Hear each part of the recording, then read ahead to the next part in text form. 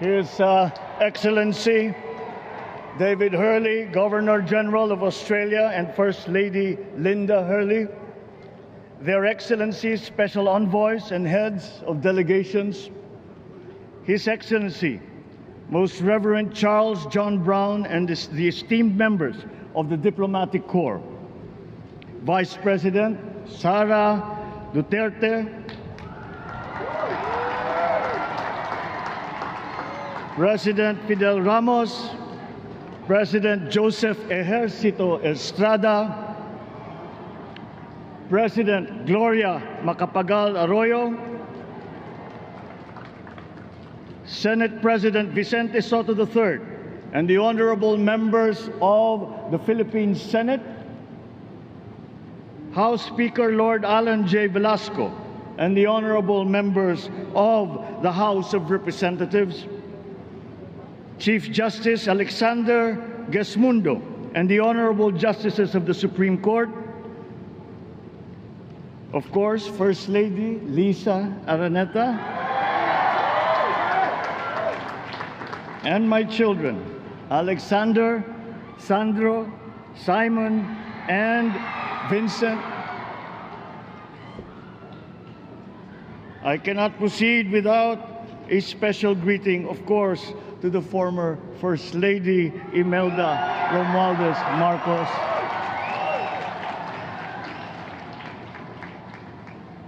other distinguished guests, ladies and gentlemen, my friends, ang aking minamahal na mga kababayan, magandang tanghali po sa inyong lahat. This is a historic moment for us all. I feel it deep within me. You, the people, have spoken, and it is resounding. When my call for unity started to resonate with you, it did so because it echoed your yearnings, mirrored your sentiments, and expressed your hopes for family, for country, and for a better future.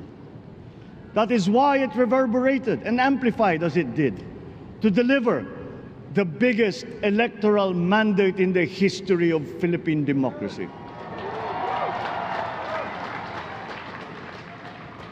By your vote, you rejected the politics of division. I offended none of my rivals in this campaign. I listened instead to what they were saying.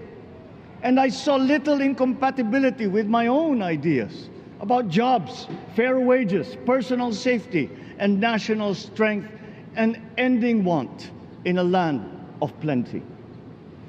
I believe that if we but focus on the work at hand and the work that will come to hand, we will go very far under my watch. You believe that too.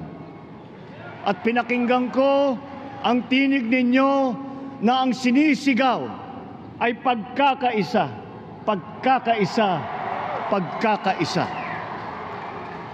We will go farther together than against each other, pushing forward, not pulling each other back, out of fear, out of a misplaced sense of weakness. But we are the furthest from weak. The Filipino diaspora flourishes even in the most inhospitable climes, where they are valued for their quality. The changes we seek will benefit all and will shortchange no one. I was not the instrument of change. You were that. You made it happen. I am now. You picked me to be your servant, to enable changes to benefit all.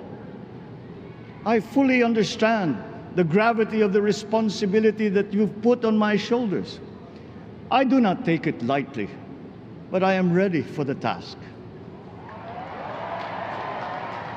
I will need your help.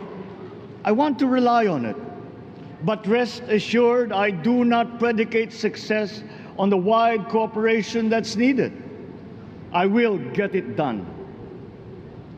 I once knew a man who saw what little had been achieved since independence. in a land of people with the greatest potential for achievement, and yet they were poor. But he got it done, sometimes with the needed support, sometimes without. So will it be with his son. You will get no excuses from me.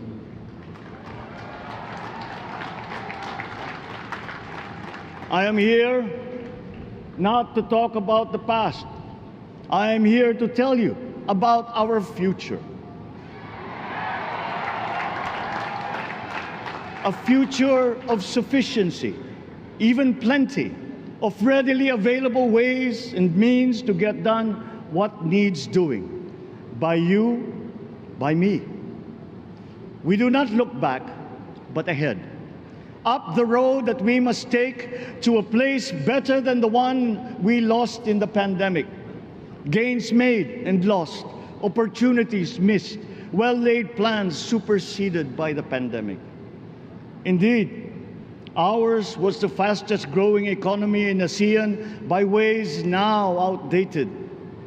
We shall be again by a radical change in the way the world must now work to recover what we have lost in that fire and move on from there. We face prospects of the spread of the war abroad, of which we are totally blameless. We seek friendship with all. But countries like ours will bear the brunt of it. And if the great powers draw the wrong lessons from the ongoing tragedy in Ukraine, the same dark prospect of conflict will spread to our part of the world. Yet, there is more out there. Like going forward by new ways of doing that the pandemic forces to adopt. A stronger resilience, quicker adaptability. They are our best prevention. They are our best protection. Quiet reflection in a rough and tumble campaign of a breadth and intensity never experienced revealed some of them, such as the willingness to listen despite the noise, the hesitation to quarrel over differences, and to never, ever give up hope of reconciliation. These gave me the peace to ponder deeper. There are hints of a road not taken that could get us out of here quicker, to something better, something less fragile. There is also what you, the people, did to cope, but this time empowered by new techniques and more resources. You got by, getting some of what you needed with a massive government help, and for this I thank my predecessor for the courage of his hard decisions. But there is a way to put more means and choices in your hands. I trust the Filipino. Imagine how much more you'd achieve if government backstops instead of dictating your decisions. Always there to pick you up when you fall, giving what you need to get past a problem. Imagine if it invested in your self-empowerment to bring it closer to taking on whatever challenges come. Imagine a country that, in almost every sense, is you. Now imagine what you and government can achieve together. We did it in the pandemic. We will do it again. But again, I will not predicate my promise to you on your cooperation. You have your own lives to live, your work to do, and there too I will help. Government will get as much done alone without requiring more from you. That is what government and public officials are for. No excuses, just deliver. It was like that once upon a time. I did not talk much in this campaign. I did not bother to think of rebutting my rivals. Instead, I searched for promising approaches better than the usual solutions. I listened to you. I did not lecture you who has the biggest stake in our success. And the forthcoming State of the Nation will tell you exactly how we shall get this done. In this fresh chapter of our history, I extend my hand to all Filipinos. Come, let us put our shoulders to the wheel and give that wheel a faster turn to repair and to rebuild and to address challenges in new ways, to provide what all Filipinos need, to be all that we can. We are here to repair a house divided, to make it whole, and to stand strong again in the bayanihan way, expressive of our nature as Filipinos. We shall seek, not scorn, dialogue. Listen respectfully to contrary views. Be open to suggestions coming from hard thinking and unsparing judgment. But always from us, Filipinos. We can trust no one else when it comes to what is best for us. Past history has often proven that. Solutions from outside divided us. None deepened our understanding. They were always at our expense. Never forget, we are Filipinos. One nation, one republic, indivisible. We resisted and never failed to defeat foreign attempts to break up our country in my father's watch. His strongest critics have conceded that. So let us all be part of the solution that we choose. In that lies the power to get it done. Always be open to differing views, but ever united in our chosen goal. Never hesitating to change it, should it prove wanting. That is how agile, resilient republics are made. Our future we decide today. Yesterday cannot make that decision anymore, nor can tomorrow delay it. The sooner we start, the surer and quicker the prospect of achieving our future. These are troubling times. What's happening to others can happen to us, but it will not. We see what's happening. We are witness to how it is being stopped, and we have seen the glory that crowns struggle against all odds. Giving up is not an option. We've been through times of bitter division, but united, we came through to this when it shall begin again, but better. The campaigns I've run have taken me here where I stand today. I listened to you, and this is what I have heard. We all want peace in our land. You and your children want a good chance at a better life in a safer, more prosperous country. All that is within reach of a hard-working, warm, and giving race. Your dreams are mine. Pangarap nyo ay pangarap ko. How can we make them come true? How can we do it together? But I will take it as far as anyone with the same faith and commitment can, as if it depended entirely on himself. Sa pangarap na maging mapayapa ang ating bansa, ang pangarap nyo ay pangarap ko. Sa pangarap na maging maunlad ang ating bansa, ang pangarap nyo ay pangarap ko. At sa pangarap na maging mas masinang ang kinabukasan natin at ng ating mga anak, ang pangarap nyo ay pangarap ko. We are presently drawing up a comprehensive, all-inclusive plan for economic transformation. We will build back better by doing things in the light of the experiences that we have had, both good and bad. It doesn't matter. No looking back in anger or nostalgia. In the road ahead, the immediate months will be rough, but I will walk that road with you. The pandemic ravaged bigger economies than ours. The virus is not the only thing to blame. What had been well built was torn down. we will build it back better.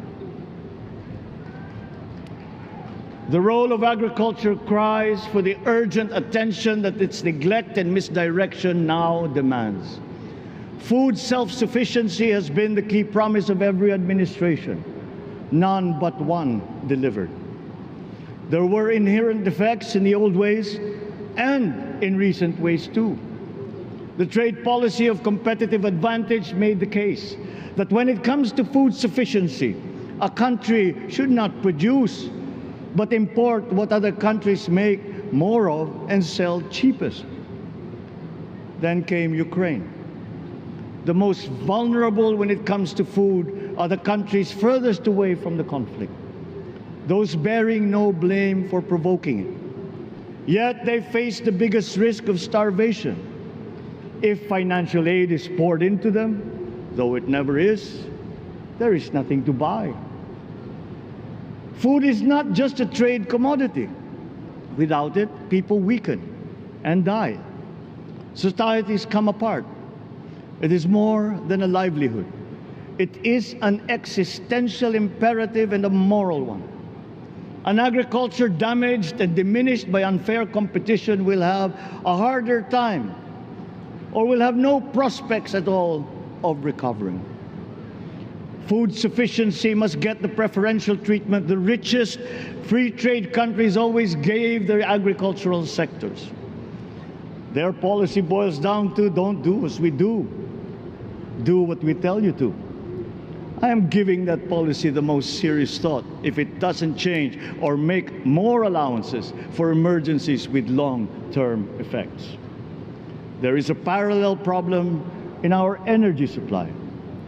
Sufficient fossil fuel-free technology for whole economies has yet to be invented. And it is not seriously tried by rich countries. Again, consider the response of the richest countries to the war in Ukraine.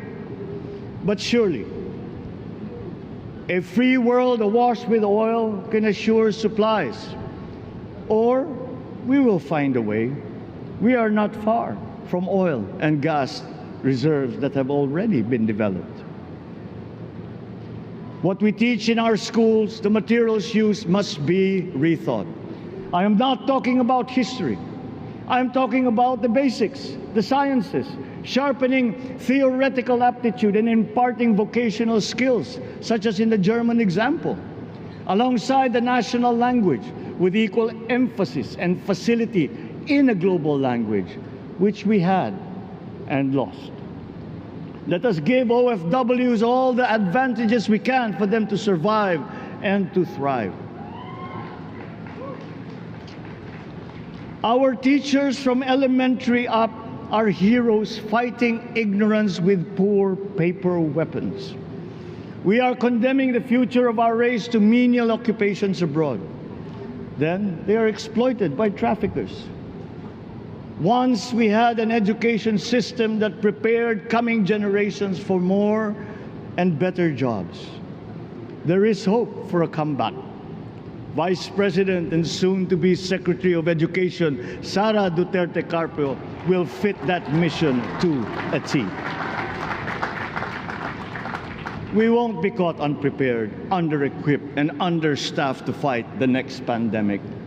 To start with, we never got over the pandemic of poor, if any, free public health. The last major upgrade of a public health system, exemplified by the resources poured into PGH, predates the current shambles by 3 generations. Our nurses are the best in the world. They acquitted themselves with the highest distinction abroad, having suffered even the highest casualties. With the same exemplary dedication, at home, they just got by. They are out there because we cannot pay them for the same risk and workload that we have back here. There will be changes starting tomorrow. I am confident because I have an OPLE in my cabinet. There were shortcomings in the COVID response. We will fix them out in the open. No more secrets in public health. Remember, I speak from experience. I was among the first to get COVID. It was not a walk in the park. My father built more and better roads, produced more rice than all administrations before his. President Rodrigo Roa Duterte built more and better than all the administrations succeeding my father's. Much has been built, and so well, that the economic dogma of dispersing industry to develop the least likely places has been upturned. Development was brought to them. Investors are now setting up industries along the promising routes built. And yet, the potential of this country is not exhausted. Following these giant steps, we will continue to build. I will complete on schedule the projects that have been started. I'm not interested in taking credit. I want to build on success that's already happening. We will be presenting the public with a comprehensive infrastructure plan. 6 years could be just about enough time. No part of our country will be neglected. Progress will be made wherever there are Filipinos, so no investment is wasted. The recovery of Philippine tourism, with its emphasis on accessing nature's beauty, I am sure will exceed expectations. And bigger is not always better, but there's something to be said for economies of scale. And yet the country invites investments in fast-rising industries with quick returns and inflicts irreparable damage for future generations. We have yet to see large-scale practical solutions to pollution, though some are beginning to emerge. But there are tried and proven new ways of mitigation. Blades have been turning over the sand dunes of Ilocos Norte, harnessing a power all around, but unseen, long before this day. I built them. The rich world talks a great deal, but does a lot less about it than those with much less, but who suffer more death and destruction from climate change and lack of adaptation. We will look to our partners and friends to help the Philippines, who, despite having a very small carbon footprint, is at the highest risk. First, spare victims, then help them recover, and move on to lessen the harmful impact of climate change. We too have our part to play. We are the third biggest plastics polluter in the world, but we won't shirk from that responsibility. We will clean up. You will not be disappointed, so do not be afraid. With every difficult decision that I must make, I will keep foremost in my heart and in my mind the debt of gratitude I owe you for the honor and responsibility that you have conferred on me. Whatever is in a person to make changes for the better of others, I lay before you now in my commitment. I will try to spare you. You have your other responsibilities to carry. But I will not spare myself from shedding the last bead of sweat or giving the last ounce of courage and sacrifice. And if you ask me why I am so confident of the future, I will answer you simply that I have 110 million reasons to start with. Such is my faith in the Filipino.